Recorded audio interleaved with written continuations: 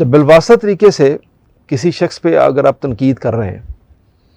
تو یا اس کی غلطی آپ پن پوائنٹ کرنا چاہ رہے ہیں، تو کچھ لوگ جو بہت حساس قسم کے لوگ ہوتے ہیں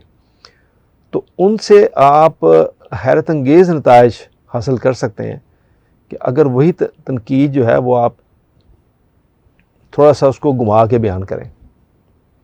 یعنی آپ ڈائریکٹ اس کو وہ بات نہ کریں، خاص طور پہ ان لوگوں کے ساتھ جو بہت حساس ہیں۔ اچھا، اس میں ایک مثال میں آپ کو ایک اور بھی دیتا جاؤں، یہی بھی ایک چھوٹا سا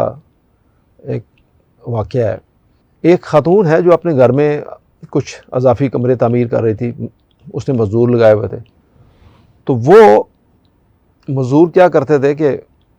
اس نے ایک دو دن نوٹ کیا کہ مزدور جب کام کرتے تو جاتے ہوئے سارا جو کچرا وچرا ہوتا اس کے لان میں سارا گر جاتے تھے۔ اس کو ظاہر ہے یہ بات بری لگتی تھی، تو اسے ایک دن کیا کیا کہ اس نے وہ ساری جو اس نے کچرا پھینکا تھا مزدوروں نے، ان سب کو کچرے کو اٹھایا اور بڑی ترتیب کے ساتھ اس کو ایک کونے میں اس نے جوڑ دیا۔ تو دوسری صبح جب وہ سارے مزدور اور ٹھیکیدار واپس آئے تو اس نے کہا، وہ جو ان کا انچارج تھا مزدوروں کا، تو اس نے سے کہا کہ مجھے بڑی خوشی ہوئی ہے کہ جب یہ سب کل مزدور سب اپنے کام ختم کیا تو انہوں نے سارا یہ جو کچرا تھا ان کو اس نے بڑی ترتیب سے ایک لان کے ایک طرف لگا دیا ہے۔ حالانکہ اس نے کیا تو خود ہی تھا، لیکن یہ ایک انڈیکیشن تھی ان مزدوروں کے لیے کہ انہوں نے کہا کہ اس نے خود یہ کام کیا ہے،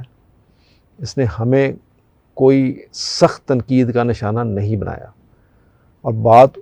سمجھا بھی دی اور بڑی خوش اسلوبی کے ساتھ۔ تو پھر کیا ہوا، اس دن کے بعد اس نے دیکھا کہ اب مزدوروں نے کام ختم کرنے کے بعد وہ تمام فضول اور ناکارہ سامان اور کچرا وہ خود بخود اس لان کے کونے میں جا کے طریقے سے رکھ دیتے تھے، اور ٹھیکیدار ہر روز وہاں آ کر اس بات کی تسلی کرتا تھا کہ مزدوروں نے کام کرنے کے بعد اچھی طرح صفائی کر دی ہے۔ اچھا، ایک اور طریقہ بھی ہے اسی چیز کو ایڈریس کرنے کا، لوگوں کی توجہ براہ راست ان کی غلطیوں کی جانب نہ کروائیں، بلکہ بالواسطہ طریقے سے انہیں غلطیوں کا احساس دلائیں۔ جس کا آپ کو پہلے ریفرنس دیا تھا، ڈیل کارنگی لکھتا ہے کہ میں نے ایک سیکٹری رکھی اپنی جس کی عمر 19 سال کے قریب تھی۔ 3 برس قبل اس نے اپنا ہائی اسکول مکمل کیا تھا، اس کا تجربہ اتنا نہیں تھا جو کہ وہ میرا کام بڑی خوش اسلوبی سے کر سکتی، تو آلموسٹ 0 تھا اس کا ایکسپیرینس۔ تو شروع میں تو اس کی وہ کارکردگی جو تھی، پرفارمنس خاص نہیں تھی، اور وہ بہت زیادہ غلطیاں کرتی تھی۔ تو ایک روز جب میں نے اس موڈ میں تھا کہ آج میں اس کو سمجھاؤں گا اور اس پہ صحیح طرح اس کو اپنی تنقید کا نشانہ بناؤں گا، تو کہتا ہے میں نے خود سے کہا، اپنے آپ کو 1 سیکنڈ کے لیے روکا اور میں نے کہا کہ یہ جو لڑکی ہے میری جو پی اے ہے، جب اس کی عمر میں تھا تو میں کتنی غلطیاں کرتا تھا، آج جب میں اس سے 3 گنا بڑا ہوں، میرا تجربہ بھی اس سے 3 گنا زیادہ ہے، تو میں یہ توقع کیسے رکھ سکتا ہوں کہ وہ میرے نقطہ نظر کے یا میری ایکسپیکٹیشن کے یا میرے معیار کے مطابق ویسا ہی کام کرے گی جو میں اس ایج میں کر سکتا ہوں۔ تو کہتا ہے کہ میں نے اپنے آپ سے یہ چیز سوچی کہ میں بجائے اس پہ تنقید کرنے کے اس کو آہستہ آہستہ اس لیول تک لے آؤں گا جو میرا ایکسپیرینس ہے۔ اس نے کہا کہ میں بڑی ایمانداری اور غیر جانبداری کے ساتھ اس نتیجے پہ پہنچا کہ جو میری پی اے ہے وہ اپنی عمر میں مجھ سے بہت بہتر کارکردگی کا مظاہرہ کر رہی ہے، اور مجھے اس بات کا بھی افسوس ہے کہ میں اس کی حوصلہ افزائی نہیں کر پا رہا۔ اس کے بعد جب میں نے اس کی توجہ کسی غلطی کے ساتھ دلانا چاہی تو میں نے اسے یہ کہا کہ جوزفین، تم نے یہ غلطی کی ہے، مگر خدا جانتا ہے کہ میں تمہاری عمر میں اس سے بڑی بڑی غلطیاں کیا کرتا تھا۔ سو اپنی غلطی کو تسلیم کرنے سے پہلے آپ دوسرے شخص کو اپنا رویہ تبدیل کرنے پر قائل کر سکتے ہیں، یعنی آپ پہلے اپنی غلطی کو تسلیم کریں یا اپنے آپ کو ایک ریفرنس بنائیں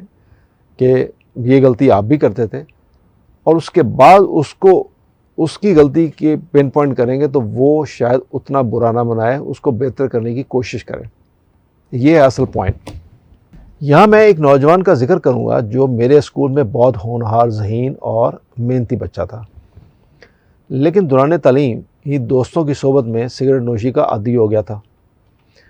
والد اس بچے کو ضائع ہونے سے بچانا چاہتا تھا، تو والد نے ایک دن اپنے بیٹے سے کہا، وہ 16 سالہ بیٹے سے کہا کہ میں نہیں چاہتا کہ تم سگریٹ پیو اور اپنی صحت کو تباہ کرو۔ حالانکہ اس کا والد خود سگریٹ پیتا تھا، لیکن خود سگریٹ پیتا تھا اور اس کو تلقین کر رہا تھا کہ تم سگریٹ نہ پیو، یہ ایک بری عادت ہے۔ تو ایک دن والد نے یہ فیصلہ کیا کہ وہ اس کو سگریٹ نوشی سے روکنے کے لیے کچھ چیزیں بتائے۔ تو اس نے اسے یوں کہا بیٹے کو، اور یوں تلقین کرنا شروع کی کہ سگریٹ نوشی بری عادت ہے، اور اس نے بتایا کہ جب میں تمہاری عمر کا تھا تو میں نے کس طرح سگریٹ پینی شروع کی،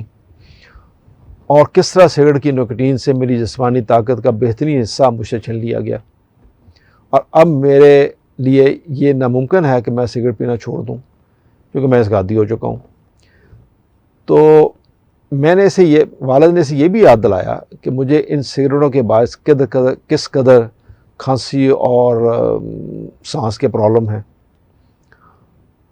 اور اس نے بیٹے کو یوں قائل کرنے کی کوشش کی کہ اب اس کو یہ سگریٹ چھوڑ دینے چاہیے میری حالت دیکھتے ہوئے۔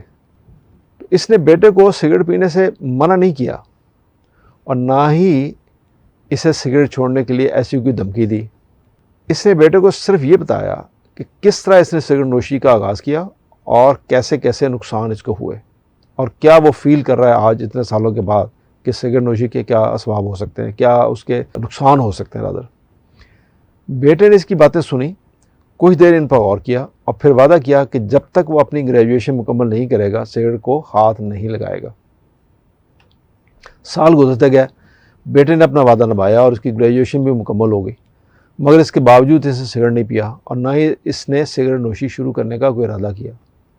سو اپنے بیٹے سے گفتگو کے بعد والد صاحب نے بھی سگریٹ پینا چھوڑ دیا،